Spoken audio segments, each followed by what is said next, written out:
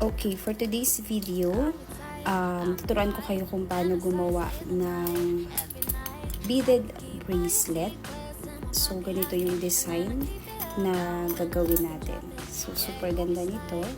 So, ang kailangan lang natin is yan, 3.3 na nylon string. So, ito yung ginagamit natin for making a beaded jewelry.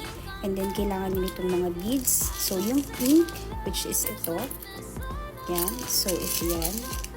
And then, need din natin yung pink. So, kailangan nyo din itong pink na beads. So, sa online ko lang ito nabili. And then, syempre, kailangan nyo nitong pang-lock na to. Ito yan. Okay? Then, we also need yung gold na beads kasi ilalagay natin siya doon sa center ng ating